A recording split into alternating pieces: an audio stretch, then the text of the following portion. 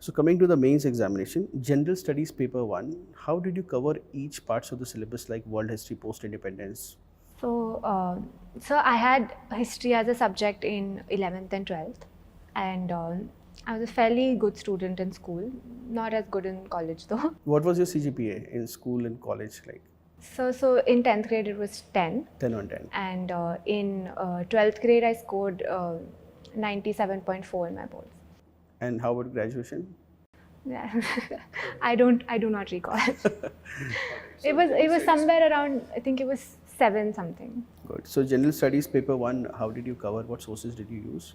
So for history, because I already had a background in history, and I mostly because usually the sources are the NCRTs, and I had done the NCRTs to an extent that if I had to write an exam on them today, I think I would only need 2 days for revision, because for boards we do it so many times. So I did not study those subjects before prelims.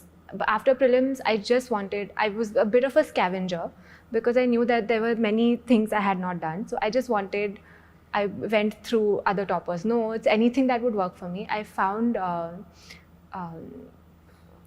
hope I'm getting his name right, Shreyansh Kumit sir's notes. I think he was AIR 4 a couple of years ago on world history, post-independence India. And I took a printout and I just revised them once or twice before I gave the... And then for MGP, whenever I would solve those papers, if there was a topic or a question I had no idea about, I would add it on the back of those sheets. So then I revised that as well. For geography, I made diagram-based notes because there was no time to revise all the NCRTs.